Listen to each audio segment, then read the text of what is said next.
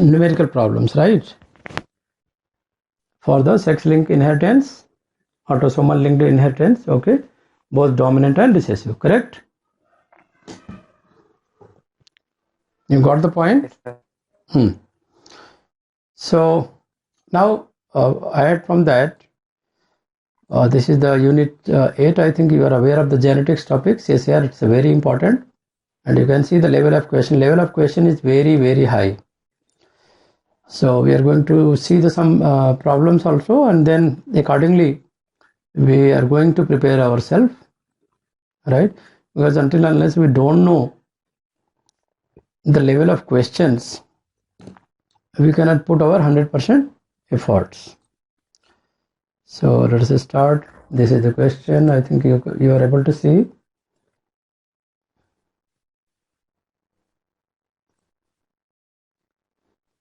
Question you are able to see, beta. A virgin Drosophila female was crossed with a wild type male, correct? Fine. Video on कर लें थोड़ा सा आप लोगों को वो लगेगा कि लाइव क्लासेस की जगह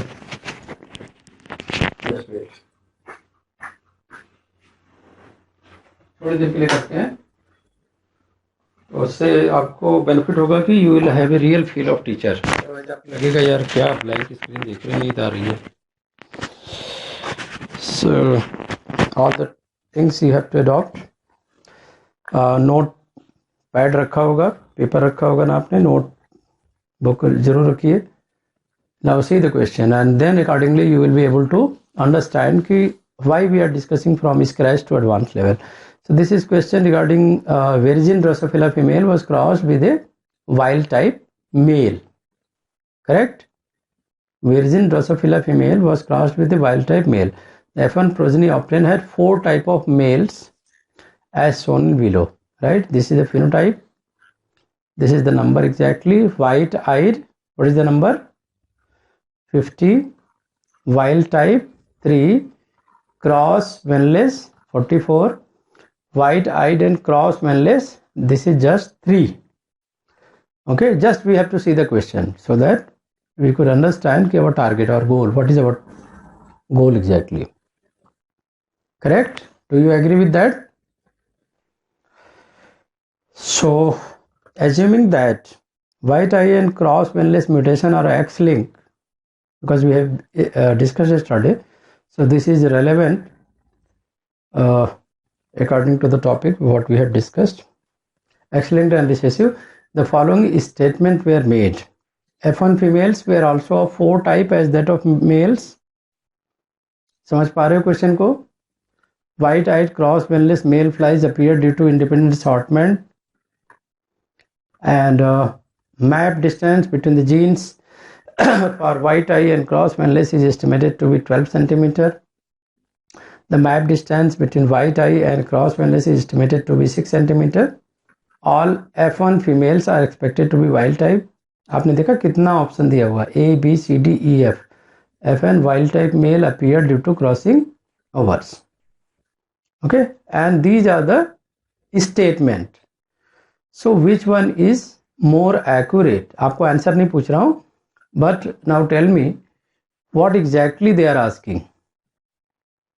क्या क्या पूछ रहे हैं, खाली क्वेश्चन बता दो मुझे समझ। Then I will be sure कि you can handle the questions in the examination hall. Who will tell me? Recording चल रही है, हाँ ठीक है। फिर से बताऊं क्वेश्चन। क्रॉस किया गया है 2 ड्रोसोफिला की प्रोजनी को, right?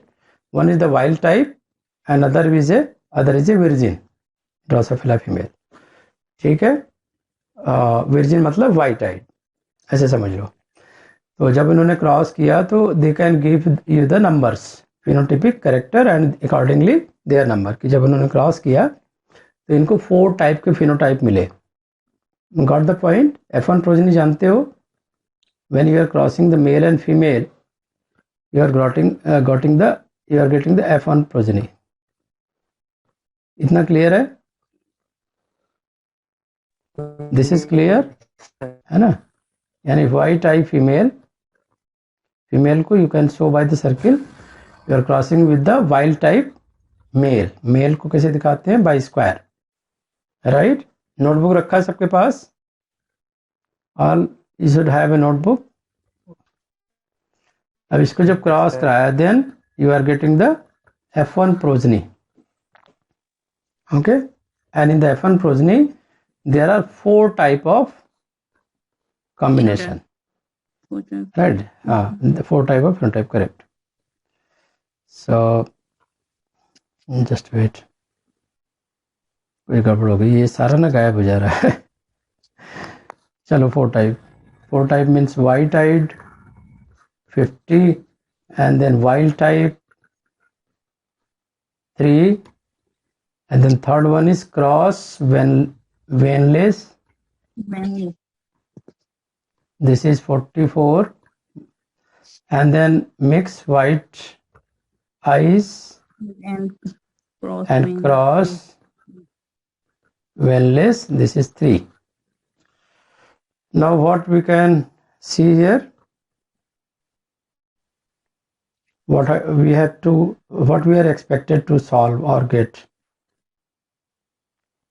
We have to assume that the white eye and the cross-linked mutation are X-linked and recessive. Means they are asking about many things. They have given the option, and from the data what you can analyze, means you have to prepare a map accordingly, right? So they have given the map distance also, clear? They have given the map distance. Am I right or no? Tell me.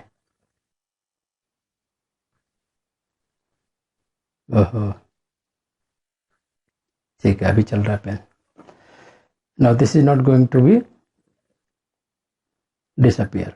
So 4 type of phenotypic characteristic. One is 50, you can mention by W, and then wild type 3, this is wild. The 44 means if you are analyzing the data exactly from the data, I am not saying anything. Once they are mentioning F1 female were also of 4 type as that of male, means they are saying in F1, what is the meaning of first sentence? F1 female were also of 4 type as that of males, means they are saying they were 8 progeny, right? 8 progeny means 4 female. Just you have to analyze the sentence. They are asking 4 female and 4 male. Is it possible? What do you say? What do you think? Is this possible, beta? No, they are violating their own rule. Right? In the answer itself, what they are saying, they have obtained the 4 type of males. But in first sentence, what they are writing, 8 type of progeny. So obviously this is wrong. Correct? Now see the authenticity of B. Now they are saying white-eyed cross veinless male flies appeared due to independent assortment. Mendel's law is, I think everyone you might be knowing. They are asking exactly what is independent assortment. If this is applicable in this figure, who will tell me? Who is the genius guy today? No one. ऐसा मत करो. Am I visible? Yes. What do you say? Any guess? May be wrong, but you should say, at least you should come out, because you have to solve the answer, solve the question ultimately. I'm not will be there, right? So you have to be very bold. You should speak out, you should make a mistake, then you will be able to understand. Is this possible? And if not possible, then why?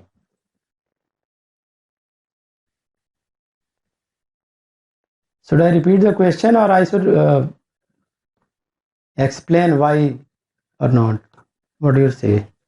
Because this is your class, now you have complete right to discuss with me. If you are assuming me a teacher of yours, then you should discuss, because biology research is very tough getting the marks. It's also very tough, and doing the research and getting the PhD to be doctorate, being a scientist, means the first characteristic is be vocal, है ना, should speak out. आप बोलो, discuss करो, जो भी मन में आते हैं बोलो, यस और नो, फिर हम बताएंगे क्यों है, क्यों नहीं है, क्या रीजन है. चलो मैं नाम लेके बोलता हूँ. बिल्किस, व्हाट विल से?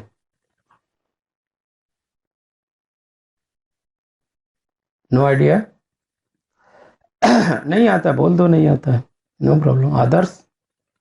लक्ष्मी बोलेगी. लक्ष्मी, आपकी वॉइस नहीं आ रही है क्लियर. ओहो, आपकी वॉइस कट कट के आ रही है.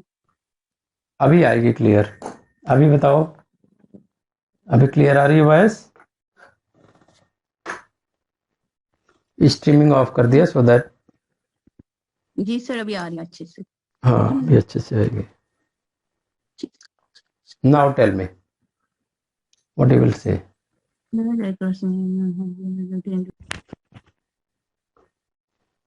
Feel free to discuss. Nothing, you should not be hindered by anything. Lakshmi, Manish, Ravindra, what you will say? Others?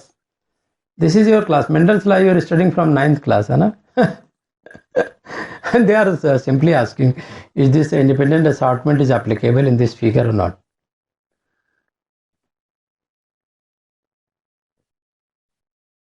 One by one you have to check. This is the part of C. कल पूछ रहा था कोई कि sir section C में कैसे question आते हैं. ये देखो ऐसे क्वेश्चन आते हैं. And only 3 minutes will be given to you for each question. Less than 3 minutes. Because 25 questions are there and you have to allot 1 hour for each section. So 25 into 3, this will be 75 minutes. But exactly you have 60 minutes. So it's around 2 minutes. A little bit more than that. So please come out. Manish, Ravind, कोई बोल क्यों नहीं रहा है? All the genius guys are here. Manish, you are the doctorate ना, you are a PhD student. So please put your views. हाँ बोलो बेटा, इंडिपेंडेंट असॉर्टमेंट होगा यहाँ पे एप्लीकेबल है कि नहीं? डाटा देख के बताओ. ये डेटा देखो and tell me the independent. ये पूछ रहा है ना सेक्शन बी में, whatever the white-eyed cross-manless males flies you are watching here in the data, they are because of independent assortment. तो वो तो 3 ही है. तो क्या एप्लीकेबल है, यस और नो? बस यही पूछ रहा हूँ, यस और नो. नो. नो तो then why? No sir. Why no?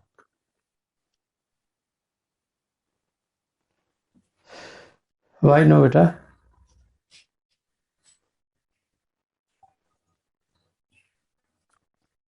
क्योंकि लिंकेज दिख रहा है आपको. यहाँ पे देखो लिंकेज दिख रहा है. लिंकेज में क्या होता है? There are 2 type of things ना, concept, recombinant and non recombinant, right? तो आपको बहुत ऑड सा डिस्ट्रीब्यूशन नहीं लग रहा है, तो इसलिए इंडिपेंडेंट असॉर्टमेंट होता तो थोड़ा इक्वल होता. 9331 जैसे था वैसे आता. कुछ 9333 का तो फॉलो भी नहीं हो रहा है यहाँ पे, है ना? अगर मेंडल्स लॉ को आप याद करो तो इंडिपेंडेंट असॉर्टमेंट में जो डायहाइब्रिड क्रॉस का रेशियो था दैट वाज 933:1. अगर आप यहाँ करोगे तो 9331 का भी नहीं आ रहा है, राइट? रेशियो भी नहीं आ रहा है. तो एग्जैक्टली अगर आपको इस तरह का क्वेश्चन मिलता है तो you have to match with the 9331 कि वो मैच आ रही है कि नहीं. चाहे आपको भले डिवाइड करना पड़े, तो वो मैच अगर 3 से आप सारा डिवाइड कर दो तब भी नहीं आ रही है, राइट? तो इसलिए this is B1 is, B option is wrong. Any doubt from this discussion? A option is wrong and B option is wrong. Now what about the third one? C. The map distance between the gene, अभी आपने सीखा नहीं है कैसे map distance calculate करते हैं, तो आज डिस्कस करेंगे. मेरा टारगेट ये था कि first I should show you about the depth of the question, how much depth knowledge you have to require, and there may be the mixed type of questions in the section C. Okay, So map distance between the genes for white eye and cross Wanlis is estimated to be 12 centimeter. Exactly आप कोशिश करो क्या 12 centimeter possible है? Is this possible बेटा?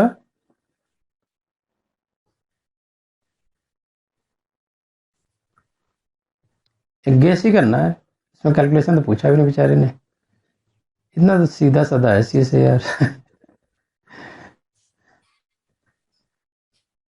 12 centimetre का मतलब क्या हो गया? 12% रिकॉम्बिनेशन फ्रीक्वेंसी आनी चाहिए, right? 12 centimorgan means 12 cm means what? Tell me. Just tell me Sir, about CM this. is denoted by centimorgan. Yes. So this is equivalent to 12% recombination frequency. Do you agree with that? Recombination frequency, if you are getting the 12%, it means 12 centimorgan. And this is the exactly map distance. Map distance को denote करने का सबसे best तरीका percent में calculate करते हैं and then representing in the centimorgan. तो क्या 12 आ सकता है, 12 आ सकता है? How you can get the data, what is the formula? Exactly they are asking about the formula कि are you aware of the formula how to calculate the recombination frequency? किसको पता है?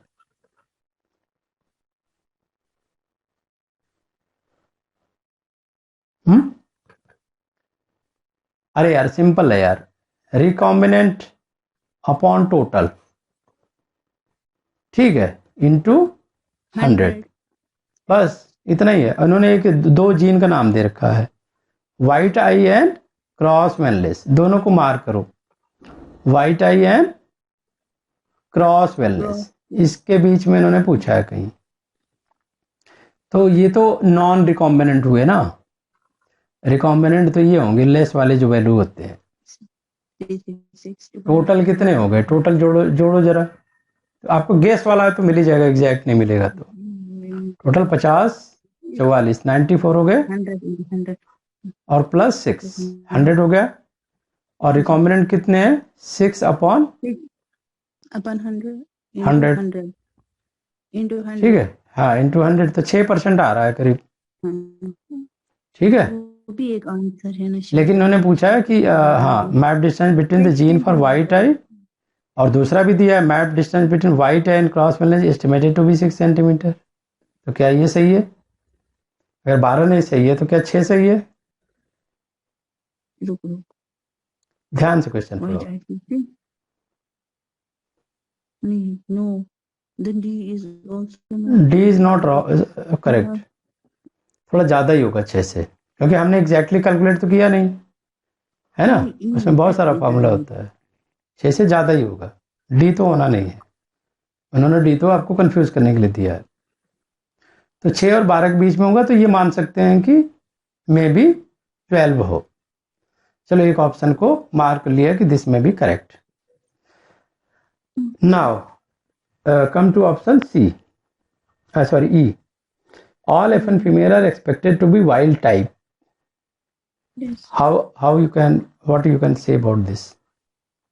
क्या सारे वाइल्ड हो सकते हैं फीमेल? और जबकि वाइल्ड टाइप तो मेल था, फीमेल तो था भी नहीं, है ना? इसकी किस Then what you will say? अच्छा ये 12 सेंटीमीटर वाला समझ में आया क्यों होगा? 6 नहीं होगा, क्योंकि इन्होंने जीन का वो पूछा ना, white eye and cross veinless, right? तो एक रिकॉम्बिनेंट एक नॉन रिकॉम्बिनेंट लोगे तब थोड़ा सा डिफरेंट आ जाएगा, 53/100। हाँ करेक्ट, बिकॉज क्योंकि मेल वाइल्ड टाइप है ना, मेल, और ये एक्स लिंक्ड और रिसेसिव Right. म्यूटेशन है ना, तो Right, exactly, very good. Female में जो एक्स जीन आएगा ना, वो आएगा ना मेल से, तो F1 प्रोजेनी तो ऑल वाइल्ड टाइप ही होनी चाहिए F1। यस, ये करेक्ट है। दो ऑप्शन आपको मिल गए, CE। अब आप तीसरे पे मेहनत करो या ना करो, आपको सर्च करना है कि कहाँ पे CE is common in the option, CEF, हाँ, in the first combination. Now you are sure कि this one is the correct option. तो which knowledge you have applied? Just analysing, है ना? CSR people are just want to check your analysis capability, analyzing capability. Clear? कर लिया ना आराम से? तो आज हम इसी के ऊपर फोकस करने वाले हैं, how to calculate the map distance, है ना? What is the distance unit? What is the linkage? What is the recombination? What are the different factors? Recombination frequency, etc. Can we proceed? So this is the today's topic, linkage and crossing over. And this is the brief bio about me. You can read out.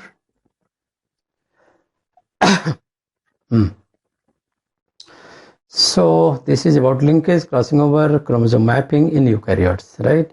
So first we will understand about the linkage, recombination, different terminology, crossing over, and then we will second topic, and tomorrow we are going to study about the chromosome mapping, and then third topic will be the cytogenetic mapping. So what is the chiasmata? Chiasmata is the phase in the late prophase, right? This is a phase. You can see the picture, cross shape picture, है ना? Cross shape, synapse, chiasmata. These are the terms when there is a exchange of chromosomes, exchange of genes between the paired chromosome. Now this makes a lot of difference. This is called the recombination. Can you say it, recombination? Start of recombination, you can say, right? Clear? This is start of recombination. Now what is the full recombination? What is the complete and difference between complete recombination and incomplete recombination? Any idea? Complete versus incomplete recombination.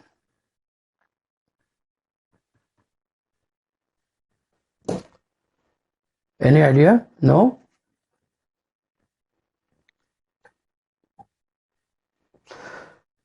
Chalo. So can you tell me what is this? This figure is telling what? ये figure क्या बता रहा है? Lakshmi, I think you are facing some problem of internet.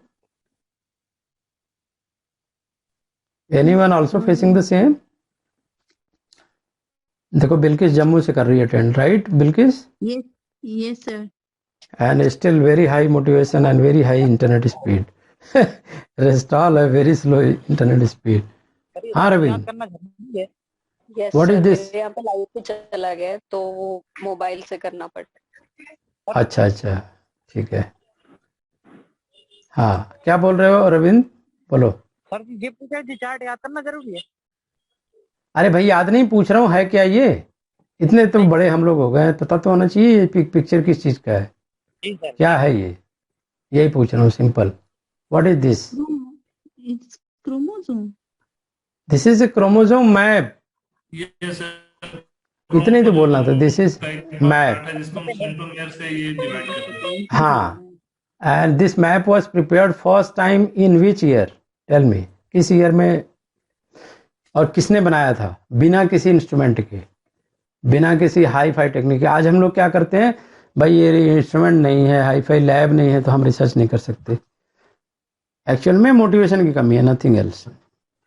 तो I just I am asking, checking your knowledge, in which year and who was the person who prepared this? 1930. 1911. 1913.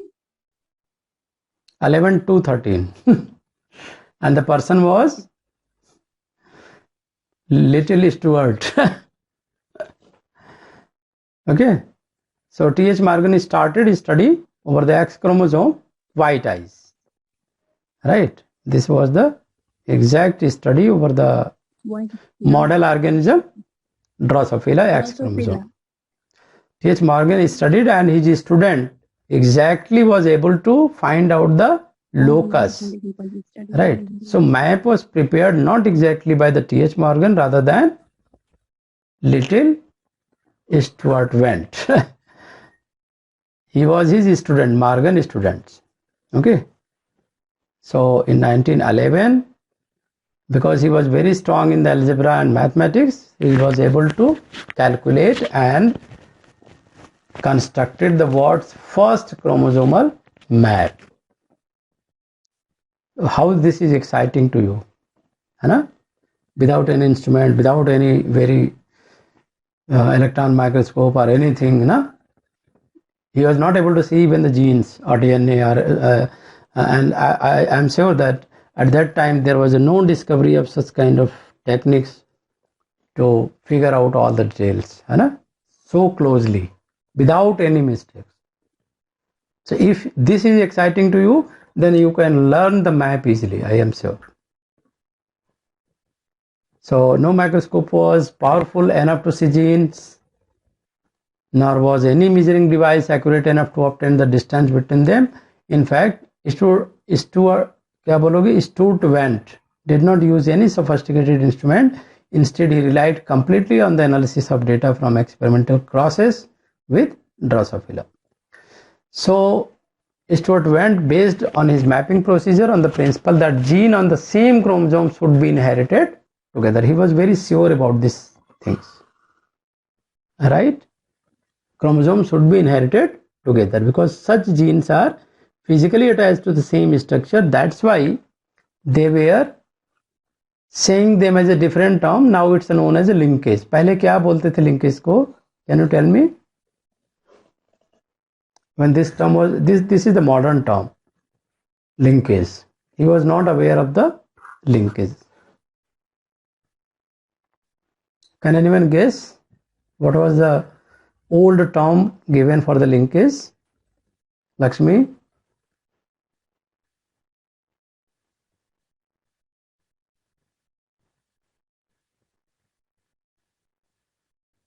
Manish? Ravin? आदर्श का तो आज internet बहुत ही week है. I don't know. हाँ, guess करो ना Lakshmi.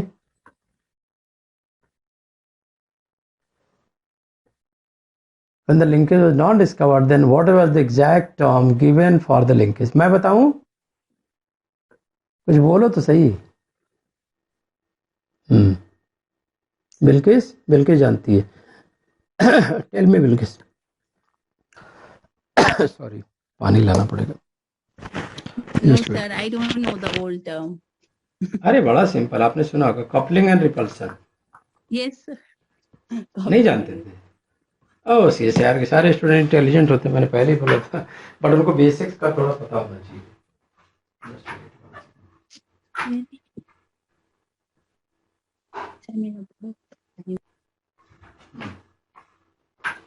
So coupling repulsion concept was given, and now this is the modern term called as the linkage. Linkage means a relationship among gene on the same chromosome. Always see, this word is very important. What? Same chromosome. If this is on the different chromosome, now the question is, if they are in the same gene on the different chromosome, will they show linkage or not?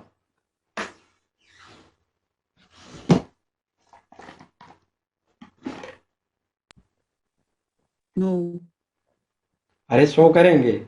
That's what the make difference between incomplete and complete linkage.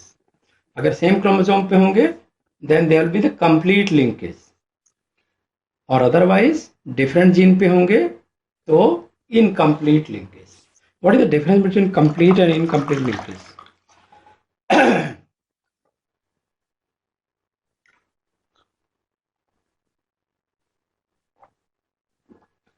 What is the definition of complete linkage?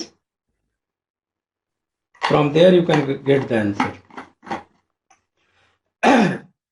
They are saying the same chromosome, right? So if they are in the same chromosome, then what the tendency they can show?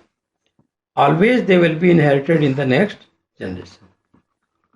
While incomplete linkage, They are not inherited. will stay in the single, है ना? They cannot be inherited in the next generation. Is it clear? Yes, sir. Okay. So early geneticists also knew that linkage was not absolute. So their experimental data demonstrated that gene on the same chromosome could be separated as they went through meiosis, and that is the new recombination of the gene, new combination of the gene, and that we are calling them as a recombination. And the gene undergoing recombination will be called as recombinants. Right? Clear? Story समझ में आ रही है? Easy? कोई दिक्कत? Any problem till now? Lakshmi क्यों बोल नहीं रही बेटा? लाइट है कि नहीं तुम्हारे यहाँ? मनीष? रविंद्र आज बिल्कुल नहीं बोल रहा है। इधर क्या हुआ? कुछ बोलो, कुछ आंसर दो। Everything okay? चलो, yes sir. Very good. Lakshmi का नेट काफी वीक है, तो आई थिंक नहीं सर, आ रहा है ठीक। अच्छा, अभी आ रहा है, ठीक। हम्म। तो this crossover point is there. What is the name of this crossover point? क्या? इसको क्या बोलोगे? कायाज्मा। कायाज्मा, Yeah. राइट। एक एक चीज सीखो बच्चे की तरह। बच्चे की तरह सीखोगे ना, फिर आपको कमांड हो जाएगा सब्जेक्ट पे। मैं भी सीखता हूँ तो बच्चे की तरह सीखता हूँ। हाँ, फिर बड़े हो जाओगे, बच्चे से बड़े हो सकते हो, बड़े से फिर बच्चे नहीं हो सकते। Reverse gear is not possible. So this is a cross point called as the chiasma. This is very important. So why this is important? This is important because according to a hypothesis, during meiosis, when homologous chromosome paired, a physical exchange of material separated and recombined gene. So recombination is because of chiasmata and synapses. What you can conclude? Recombination is because of chiasmata, and is this correct or not? Everything you have to analyze, right? This is different study from your master's or BSc. Whatever the sentence you are reading, you have to analyze the another meaning. Read, right? So physical exchange will occur only when there will be formation of chiasma or synapses. This is true, and they are talking about the homologous chromosome. For physical exchange to take place, there must be homologous chromosome. And when this recombination is going on? During the meiosis. Late prophase meiosis. Late prophase meiosis. So what are the exceptions to the Mendelian principle of independent assortment? देखो यहाँ पे आगे ना, they are always deviating from 9-3-3-1. देखा, आपको एक एक point पढ़ाने का फायदा ये है कि whenever you will recall, try to recall during solving the questions, then it will be helpful. Time कम लगेगा. Exception to the Mendelian principle of independent assortment: Batson Punnett, sweet pea, two traits like flower color and pollen length, red flower, long pollen day. These are the dominant characteristic. As a result, always they are deviating from this ratio. तो जब भी आपको data मिलेगा, always be sure to make them, arrange them in which ratio? 9-3-3-1. Okay, got the point? Because you have to calculate the map. Map अगर calculate करना है तो पहले जो भी डेटा है, मान लो 500 दिया है, 200 दिया है, 130 दिया है, राइट? एंड देन चलो रैंडम हमने कर लिया, 40 दिया है, right? Then try to divide, ठीक है? Then you can calculate the deviation. तो 9 से डिवाइड किया तो कितना आया? Tell me. बाप रे, डिवीजन भी नहीं आता है. इसका डिवीजन वीक है. लक्ष्मी, आपकी एक अच्छी दोस्त मिल गई आपको, Bilkis. She is very strong fighter. Okay, very intelligent I think. Bilkis पता नहीं रेगुलर होती नहीं क्लास में ना, फिर अच्छे से सीख पाओगे बेटा, है ना? सब लोग रेगुलर स्टडी करो, रेगुलर आओ. मेहनत मुझे करना है, सीखना अपने है. दोनों की स्ट्रेंथ मिलेगी, then you will be more powerful and you will get easy success, है ना? Bilkis, if you want, I can give you the number of one more my student, Sabrina from Jammu, and she got 98.23 percentage this time. Only 1 marks, I think there is a difference of 0.5 marks in the JRF. So she will qualify very soon. तो आपको divide करना है, तो 9 5 45 हो गया, 55 हो गया almost, है ना, right, approximately. And if dividing by 3 66 हो गया ना. So now 3 43 point something. 43 and this is 40, right, means now you are getting the observed, this is observed number जो आपको मिला, and this is expected. So this is the principle, this is called as the chi-square principle, chi-square test. Okay, based on the chi-square calculation, because हमने बताया ना Stuart Wendt was very strong in mathematics, so he was just analyzing what was observed and just he divided this principle of independent assortment ratio, phenotypic ratio, genotypic ratio, and then he got the deviation, and from this deviation he was thinking how we can fix this deviation and why this deviation was there. So what is your answer? Why this deviation is there? Why this deviation is there? If I am simply asking a question from the given data, then what you will say? Independent assortment is not happening. Linkage and recombination. ये नहीं बोलोगे. हाँ. ये बोलो ना कि because of linkage and, यही तो टॉपिक है.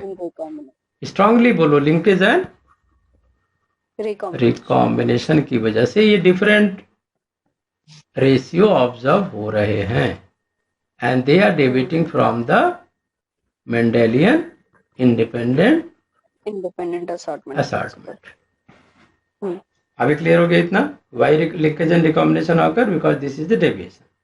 Because there is a linkage, genes are moving together in the homologous chromosome, there is a different pattern of recombination, so always there is a deviation. Means अब उल्टा सोचो, why Mendelian independent assortment shows always this ratio 9331?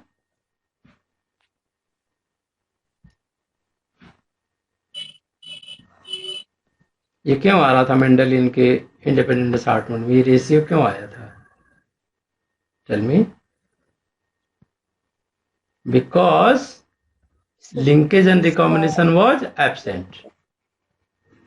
This was absent. In the peas, हाँ, वो experiment peas के साथ किया था. हाँ, so this was absent. That's why he was able to find out the exact phenotypic ratio without any deviation.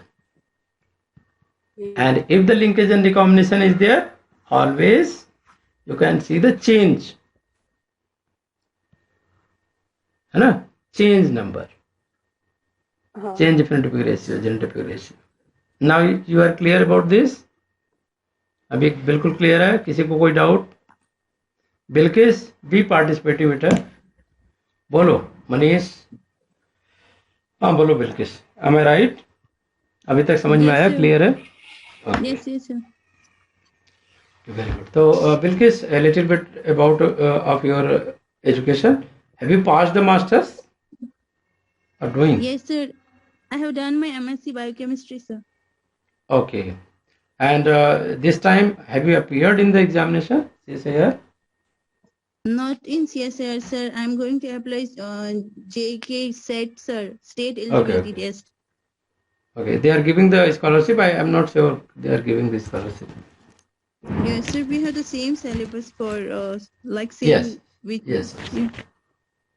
They will have the same syllabus, but unfortunately, they are not financially they are not supporting. Yes. So always prepare for the higher mode, means the CSIR, DBT. One of my students, Subham, was the topper, right? So he shared his experience that sir syllabus is the same, है ना, थोड़ा जो level होता है वो DBT में down होता है. सीएसआर में इतने टफ क्वेश्चन आते हैं, अगर आप उस लेवल में तैयारी करते हो तो you can crack all the examination conducted in the India. Yes sir. ICMR में थोड़ा सा ज़्यादा पढ़ना पड़ेगा आपको, microbiology and immunology, that is the different aspects. चलो, वेरी गुड.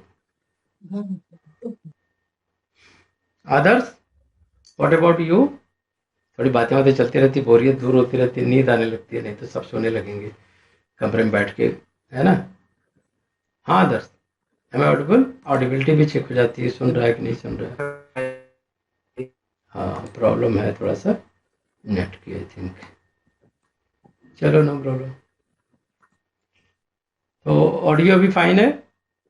मैंने थोड़ा सा कैमरा डरते डरते ऑन किया है. चलो बंद ही कर देता हूँ कहीं फिर ना ऑडियो की इशू आ जाए. चलो, proceed. So I think I should clear out this now. इसको गायब करूँ. Now what you can C, data देखो, बाकी छोड़ दो ऊपर के cross. See data only. Focus on the data only. So what you can see here, observe, right? So observe में क्या दिखा रहा है? पेरेंटल 583, सबसे हाईएस्ट नंबर जो होता है उसको पेरेंटल कहते हैं. उससे लोएस्ट जो नॉन पेरेंटल, और सबसे लीस्ट जो होगा, सॉरी, सबसे जो लीस्ट होगा वो नॉन पेरेंटल, और next parental will be the next highest number of this 583. तो पेरेंटल 583, 170 क्या है वो, पेरेंटल या नॉन पेरेंटल?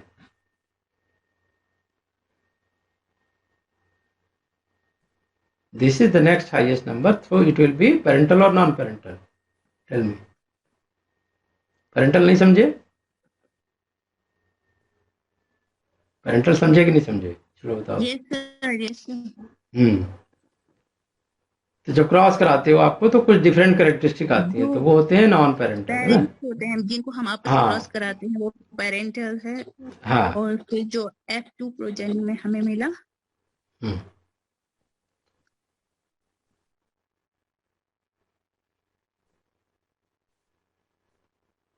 तो रेड फ्लावर और व्हाइट फ्लावर को जब क्रॉस कराया तो F1 is the red flower and long pollen grain. 2 characteristic हमने ले लिया, ठीक है. पहला फीचर क्या था? पेरेंट्स का red flower long pollen grain, ठीक. सेकेंड फीचर था, रिसेसिव कैरेक्टर था, white flower short pollen grain. Clear है इतना? क्रॉस कराया तो हेटेरोजाइगस आएगा, red flower long pollen grain, dominant gene है.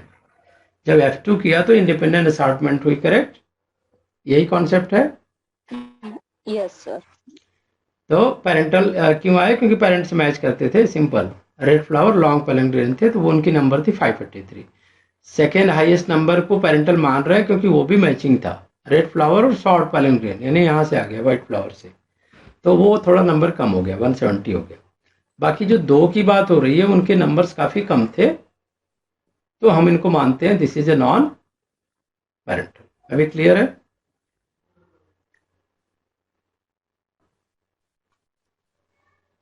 तो पेरेंटल ये होगा और ये होगा. इंटरमीडिएट जो है वो नॉन पेरेंटल है, क्योंकि उसमें दोनों के मिक्स कैरेक्टर है. रेड फ्लावर 1 का है और दूसरा शॉर्ट पॉलन है. यहाँ पे क्या है? व्हाइट फ्लावर और शॉर्ट पॉलन. ये पेरेंटल इससे मैच कर रहा है, इस पेरेंट से, और ये इस पेरेंट से मैच कर रहा है, और ये दोनों मैच नहीं कर रहा है, मिक्स है कैरेक्टर. अभी क्लियर हो गया? इनका रेशियो मेंडेलियन में क्या आता? 9, 3, 3 and 1. इतना क्लियर है?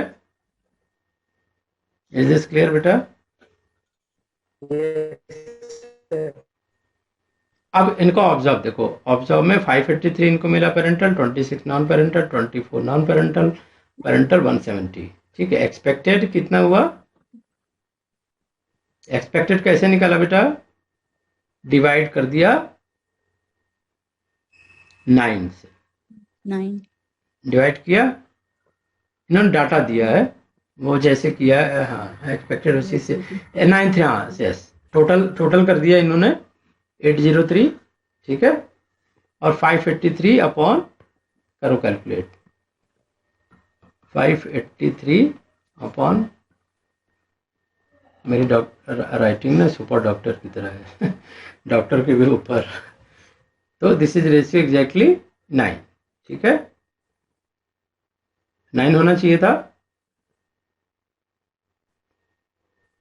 ऐसे ही है, नहीं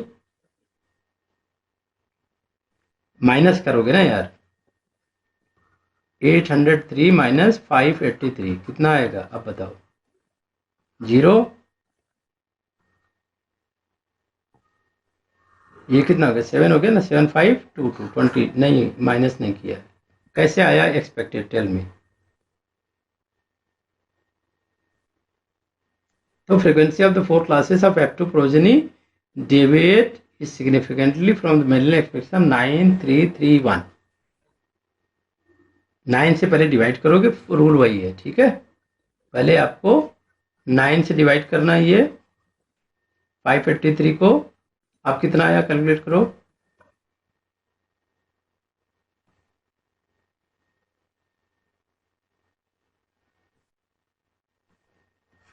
सिक्सटी 64 के आसपास आया ना, बोलो कुछ गड़बड़ है, 9331, 64 ही आना चाहिए, डिवाइड करके बताओ ना, थोड़ा से कैलकुलेटर यूज करो,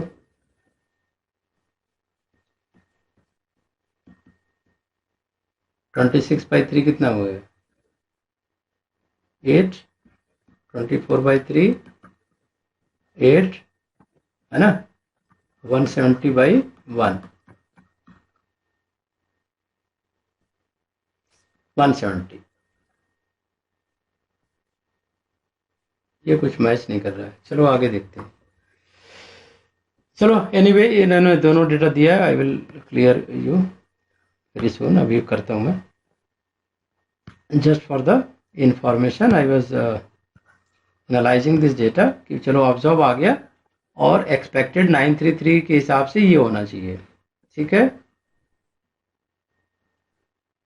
राइट, और ये उनका ऑब्जर्व आ गया एग्जैक्ट जो आया था, एक्सपेक्टेड अगर 933 में आता तो 50 से डिवाइड करके ये आता, ठीक है, तो now they are calculating the deviation from observe minus expected, expected का कैलकुलेशन अभी बताता हूँ, एक एग्जांपल है मेरे पास, ठीक है, तो ये इन्होंने ऑब्जर्व माइनस एक्सपेक्टेड का माइनस किया, स्क्वायर किया उसको और डिवाइड कर दिया एक्सपेक्टेड से, तो now you are getting this type of combination, और इसको सारे को कंबाइन कर लो, इसको क्या बोलते हैं, this is term as chi square, क्या बोलते हैं, काई स्क्वायर कैलकुलेट करने का फॉर्मूला क्या है, याद रखो हमेशा, observe minus expected upon expected, इसका स्क्वायर होगा, नीचे का स्क्वायर नहीं होगा, दिस इज है ना इंपॉर्टेंट, डाटा आपको हमेशा दोनों मिलेगा, आपको कैलकुलेट नहीं करना पड़ेगा, राइट, ऑब्जर्व भी मिलेगा और एक्सपेक्टेड भी मिलेगा, आपको सिर्फ फॉर्मूला में ये लगाना, फिट करना होगा, तो formula you have to remember, उसमें गलती नहीं करनी है, ठीक है, इतना क्लियर है, यस और नो, बता दो फिर आगे बढ़े, फॉर्मूला लगा लोगे अगर ऐसा डाटा आता है तो,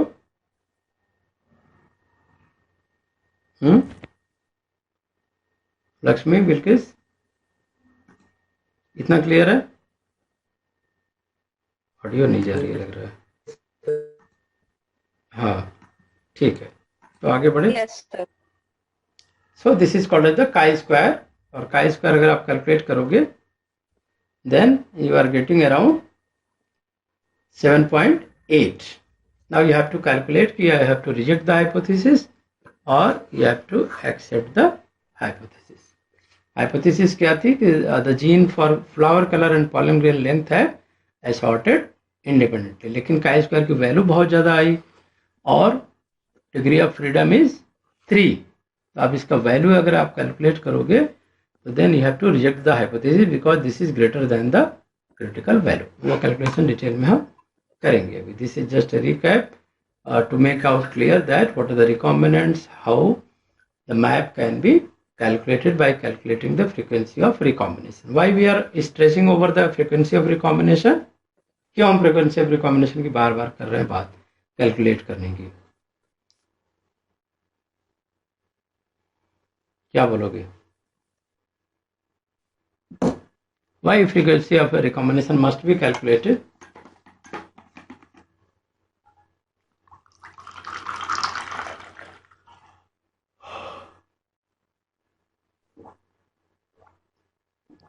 क्योंकि लिंकेज है ना, अगर 9331 में अगर फॉलो होता है तो लिंकेज नहीं है, right? And if there is a deviation then you have to calculate the frequency of recombination, and then you can calculate the intensity of linkage between the genes. Clear? Means when the gene can be recombined, if they are close or if they are distant. Tell me which one has more chance of recombination, option A or option B?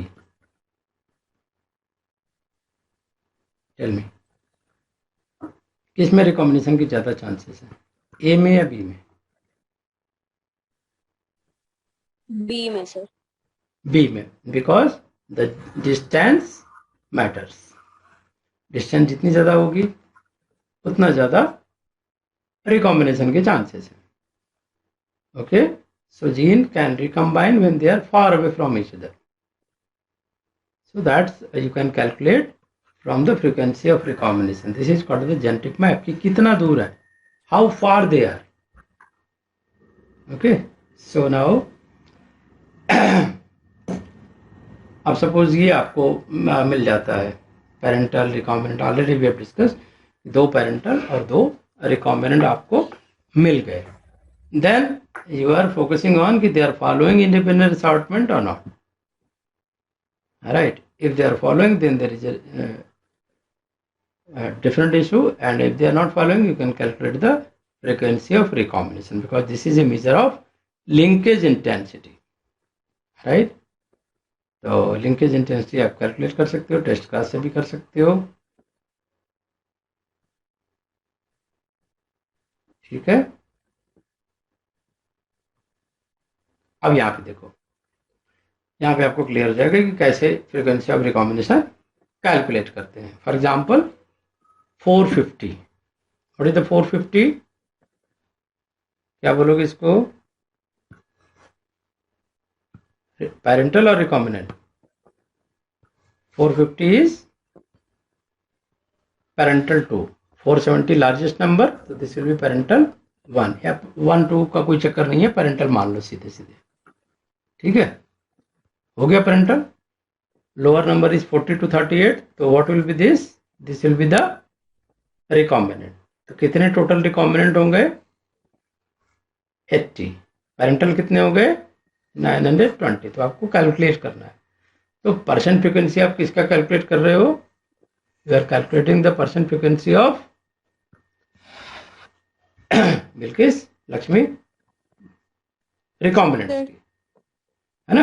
You are calculating the frequency of recombinant. So recombinant ratio you can find out percentage by putting the number of total recombinant here upon total number of progeny. Now this ratio you are getting 0.08. Now what this ratio is indicating? Just tell me. Analysis करके बताओ, इतना कम ratio आ रहा है, ये क्या show कर रहा है?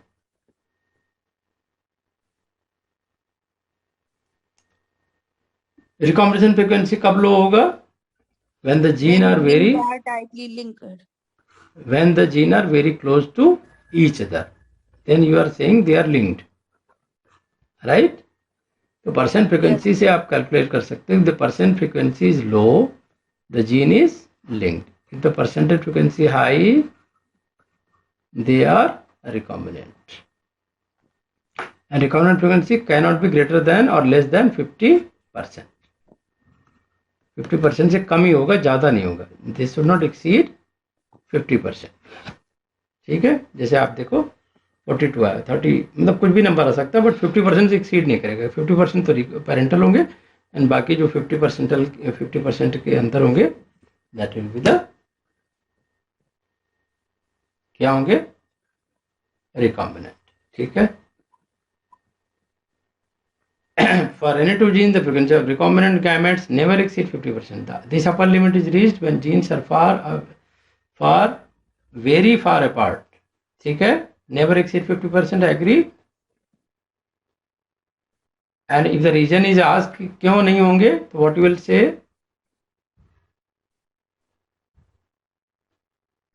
क्योंकि if you are talking about the recombination and linkage about the homologous chromosome. किसके लिए बात कर रहे हो? होमोलॉगस क्रोमोसोम की बात कर रहे हो. इसमें आप लिंकेज और रिकॉम्बिनेशन की बात कर रहे हो.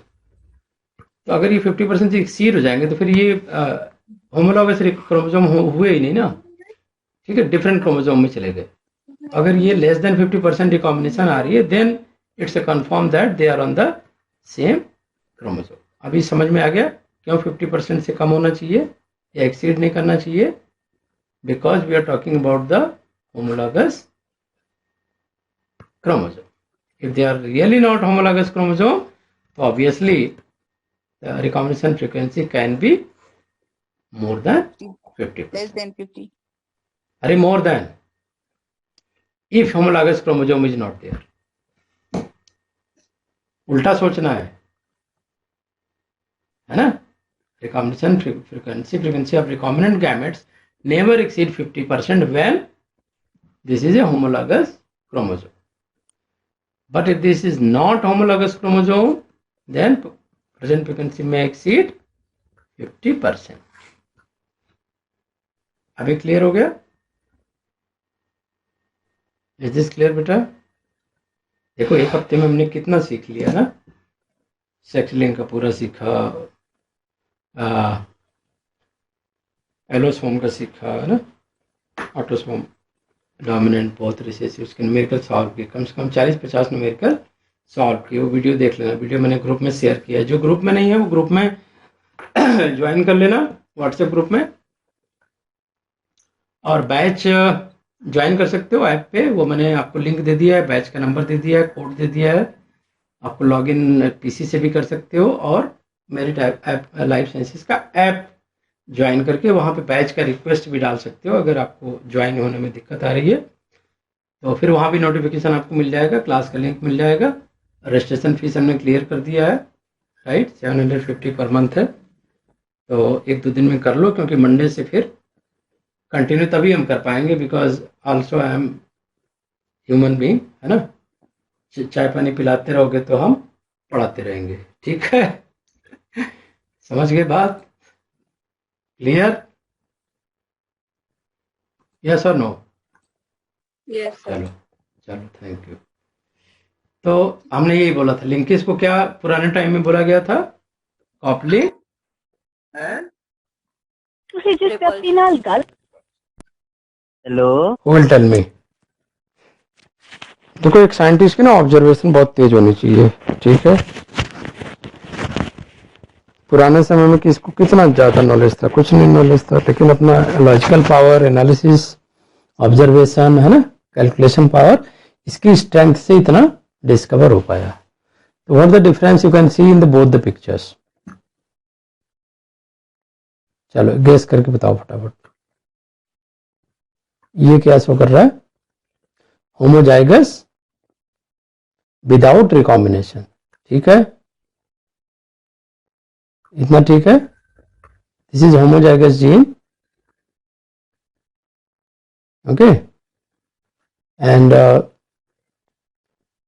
दे आर नॉन रिकॉम्बिनेशन हुआ नहीं है, नॉन रिकॉम्बिनेशन, नॉन रिकॉम्बिनेंट. ठीक है, because they are homologous gene यहाँ पे डोमिनेंट है.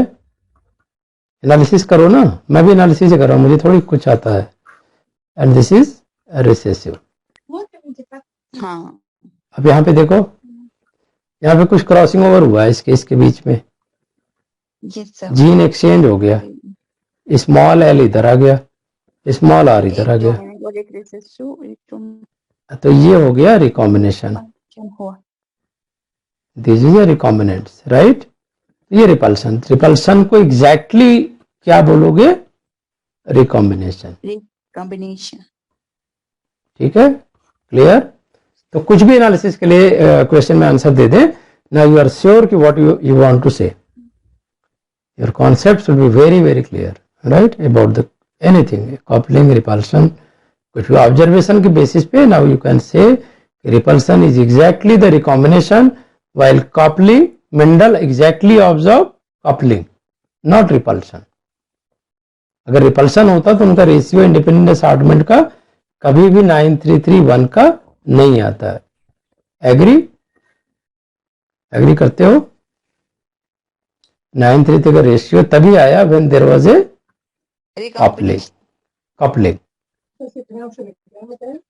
कपलिंग आया, तभी इंडिपेंडेंट असार्टमेंट की डिस्कवरी हुई। इतनी बात क्लियर है? नहीं क्लियर है भाई इतनी बात?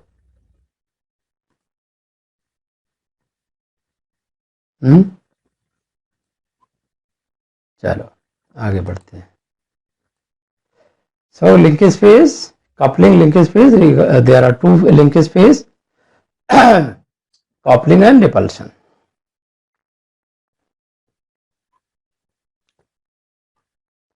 So exactly for the recombination to happen, what is essential? Crossing over is essential. Exchange event, crossing over is also a kind of exchange event that occur during the first meiotic division.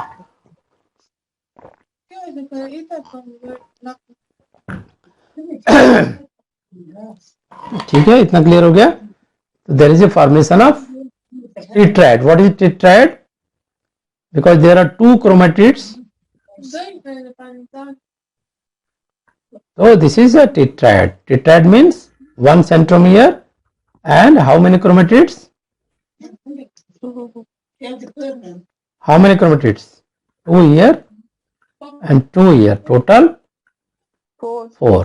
4 chromatids. That's why this is called. किसी को interest नहीं आ रहा है क्या?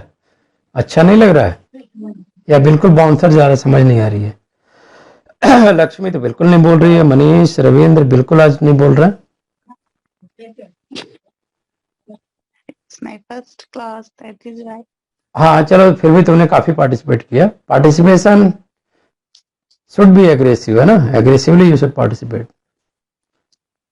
फिर भी आई praise you, है ना, कि फर्स्ट क्लास में आपने इतना अच्छा पार्टिसिपेट किया। Thank you, sir. Lakshmi is my old student. She is studying from last 6 months. She is from Pune. Oh, Lakshmi, am I audible? उसका आज इंटरनेट भी कमजोर है ना, तो कुछ तो सुन पा रही होगी, कुछ तो सुन नहीं पा रही होगी। बैकग्राउंड में शोर भी हो सकता है बहुत आ रहा हो, तो इसलिए भी ऑन नहीं करते हैं कुछ लोग। मेरा गला फंसने लगा अभी, चलो कोई बात नहीं। तो ये हमने समझ लिया, there is a 4 product of meiosis, tetrad हमने समझा, ये टेट्राइड है, राइट, आप समझ रहे हो। Recombination is because of tetrad, अभी क्लियर है? Why tetrad? Because only here there is a possibility of exchange of genes. तो from here we can understand कि व्हाई देयर आर 2 पेरेंटल। आप समझ सकते हो, ये पेरेंटल हुआ, कितना पेरेंटल हुआ? 2। ये वाला कोई क्रॉसिंग ओवर नहीं हो रही है, ठीक है, तो ये क्या रह गया? पेरेंटल। क्रॉसिंग ओवर किस में हुआ? फिजिकल सिनेप्सिस किस में बने? हाँ, non homologous chromosome, non homologous chromosome में क्रॉसिंग ओवर हुई, फिजिकल क्रॉस हुआ, सिनेप्स बना, ठीक है, क्रॉस पॉइंट्स बने, कपलिंग रिपल्सन हुआ, then only you can see the 2 recombinants only. Why there is not 4 recombinants? अगर कोई साइंटिस्ट पूछे तो आप क्या बोलोगे कि टेट्राइड तो बन रहे हैं तो 4 recombinants बनने चाहिए थे, तो 2 क्यों बना? क्योंकि क्रॉस हो सिंगल क्रॉस और डबल हाँ, सिंगल क्रॉसिंग ओवर पॉइंट बना between the non homologous chromosome. Chromosome. तो वो एक्सचेंज हुए, फिर सेपरेट हुए, तो सेपरेट हुए तो वो रिकॉम्बिनेंट्स के रूप में दिखने लगा, है ना। तो एक होमोलॉगस क्रोमोसोम में एक पेरेंटल हो गया। अब ये after the separation what you can observe here, analyse this, कि पहले तो ये सेम थे कि capital A capital B capital A capital B, लेकिन एक्सचेंज के बाद ऊपर वाला कैपिटल ए कैपिटल बी, नीचे वाला capital A small B, right. इसी तरह से नीचे वाला स्मॉल ए कैपिटल बी और रिसेसिव वाला same. So that's why there is a two parental P and this is NP non parental और recombinant। नॉन पेरेंटल को क्या कहते हैं, रिकॉम्बिनेंट। तो this is because of single crossover. कभी कभी होता है ऐसा कि दो बनते हैं क्रॉसओवर, तो उसमें प्रॉब्लम आती है, वो अलाउड नहीं है, अगर होता है तो प्रॉब्लम आती है। तो अभी ये क्लियर हो गया आपको।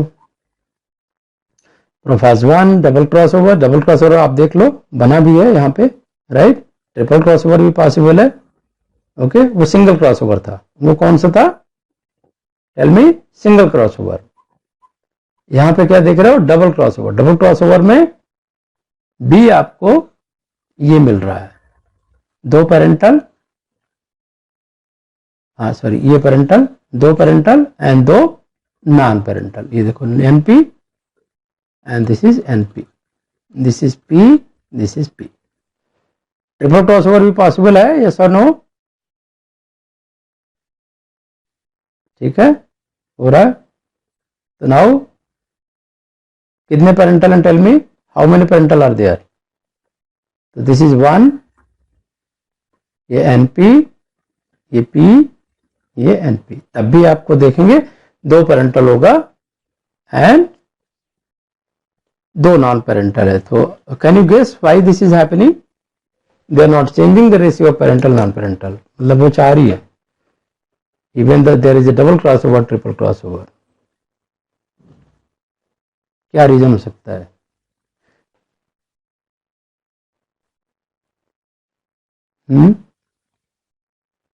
यहां से समझ सकते हो कि रीजन क्या हो सकता है। जैसे ए होमोलॉगस क्रोमोसोम के क्या फीचर्स हैं, या तो डोमिनेंट होगा या तो रिसेसिव, राइट। तो यहां पे क्या था, डोमिनेंट, यहां पे क्या था, डोमिनेंट, यहां पे क्या था, डोमिनेंट, ठीक है। तो डोमिनेंट वर्सेस रिसेसिव हुआ तो सिंगल क्रॉसओवर में ये हुआ, लेकिन डबल क्रॉसओवर में देख लेते हैं क्या हो रहा है। देखो ये डोमिनेंट और ये डोमिनेंट, ये क्रॉस किया इधर रिसेसिव से, ठीक है। अब फिर हाँ इसका दूसरा पोर्शन क्रॉस कर रहा है इससे, ठीक है ना, रेड और ग्रीन में क्रॉस हो रहा है। तो ये वाला नहीं पार्टिसिपेट कर रहा है क्रॉस में, लेकिन इसके रेड वाले के दोनों क्रोमोसोम पार्टिसिपेट कर रहे हैं, ठीक है ना। हाँ तो पेरेंटल नॉन पेरेंटल आए, यहां पे क्या हुआ, दोनों ने पार्टिसिपेट किया, दोनों रेड वाले ने पार्टिसिपेट किया, बट ये वाला इससे और ये वाला इससे, है ना। तो दो तो यहीं पे हो गए सिनैप्स, एक यहां पे हुआ, third one, that is the triple crossover. तो ओवरऑल दो पेरेंटल, फिर again non parental.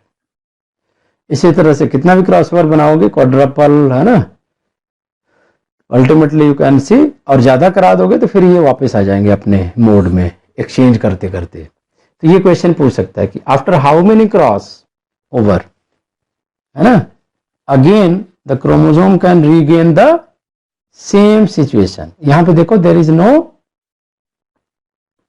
Non parental, यहां पे है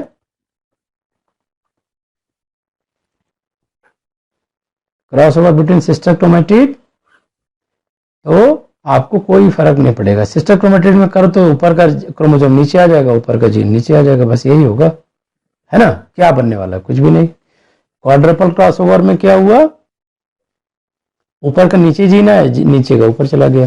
तो सारे आपने देखा parental is missing here, all are non parental, एक पेरेंटल है, एक पेरेंटल फिर भी है, नॉन पेरेंटल मिसिंग कोई नहीं है, नॉन पेरेंटल। तो इट मीन्स नॉन होमोलॉगस, क्या कंक्लूड कर सकते हो, non homologous recombination is responsible for the formation of recombinant. Clear है? क्या बोलोगे? फॉर्मेशन ऑफ रिकॉम्बिनेंट्स क्या चाहिए आपको बेटा? एक्सचेंज बिटवीन, एक्सचेंज कहां पे होना चाहिए? एक्सचेंज बिटवीन, बोलो, होमोलॉगस और नॉन होमोलॉगस क्रोमोसोम। नॉन, ये पॉइंट नोट किया, क्रोमोसोम, कर लो पॉइंट। तो कल पढ़े, आज यही रहने दे, ठीक है?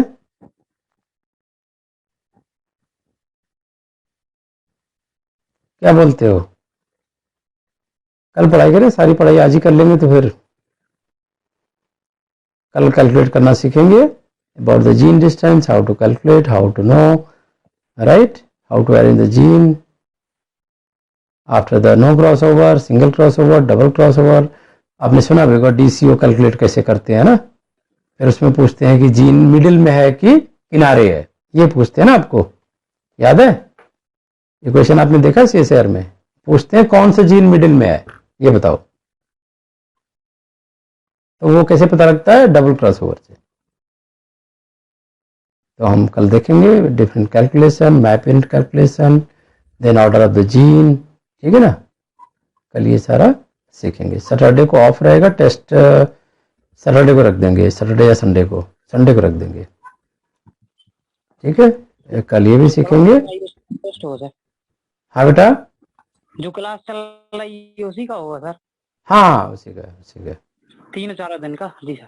हाँ हाँ, वही जो पढ़ा है हमने कि रिकॉम्बिनेशन फ्रिक्वेंसी क्या है, लिंकेज क्या है, मतलब थोड़ा टेक्निकल ढंग से पूछेंगे ना, घुमा फिरा के। जी हाँ, नेगेटिव वे में पूछा जाता है ना सीएसआर में, जो जानते हो उसका अपोजिट पूछेंगे।